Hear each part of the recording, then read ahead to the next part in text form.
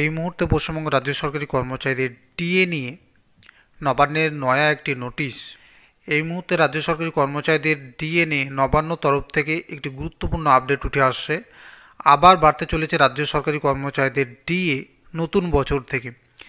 এই মুহূর্তে পশ্চিমবঙ্গ রাজ্য সরকারি কর্মচারীদের ডিএ নিয়ে বিরাট সুখবর। প্রতিবেদন থেকে বলা হচ্ছে, ডিএ ঘোষণা করলেন রাজ্যের মুখ্যমন্ত্রী মমতা বন্দ্যোপাধ্যায়। কত শতাংশ ডিএ পাবেন রাজ্য সরকারি কর্মচারীরা, এই নিয়ে একটি গুরুত্বপূর্ণ প্রতিবেদন, সেই আপডেটটি আপনাদের সঙ্গে শেয়ার করব।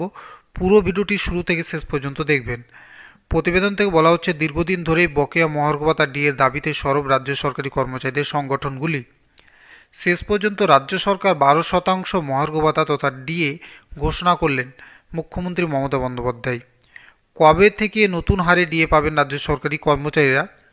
প্রতিবেদন থেকে বলা হচ্ছে, মুখ্যমন্ত্রী জানিয়েছেন নতুন বছরের শুরু অর্থাৎ 1 জানুয়ারি থেকে নতুন হারে ডিএ পাবেন রাজ্য সরকারি কর্মচারীরা ও অবসরপ্রাপ্ত সরকারি কর্মচারীরা।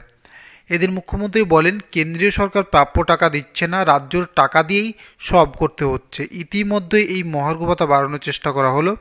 তার জন্য রাজ্য সরকারের প্রতি মাসে প্রায় বলা হচ্ছে খরচ হবে 160 কোটি টাকা। সরকারি কর্মচারীদের প্রায় 35টি সংগঠন ডিএ নিয়ে আন্দোলন করেছিলেন। তাদের মূল দাবি ছিল বকেয়া ডিএ রাজ্য সরকারকে পরিশোধ করতে হবে। যদিও সেই বকেয়ার কিছু শতাংশ পাচ্ছেন রাজ্য সরকারি কর্মচারীরা। বলা হচ্ছে, এখন 12% মহার্ঘ ভাতা ঘোষণাকে সরকারি কর্মচারী সংগঠনগুলি কীভাবে নেই সেটাই দেখার। বন্ধুরা, এই মুহূর্তে পশ্চিমবঙ্গ রাজ্য সরকারি কর্মচারীদের জন্য বিরাট সুখবর। নতুন বছর থেকে আবার এক কিস্তি মহার্ঘ ভাতা ডিএ পাবেন পশ্চিমবঙ্গ রাজ্য সরকারি কর্মচারীরা। এই নিয়ে গুরুত্বপূর্ণ একটি প্রতিবেদন, সেই আপডেটটি আপনাদের সঙ্গে শেয়ার করলাম। ভিডিওটি ভালো লেগে থাকলে অতি অবশ্যই একটি লাইক দিয়ে আপনাদের বন্ধুদের মাঝে ভিডিওটি শেয়ার করবেন। ধন্যবাদ।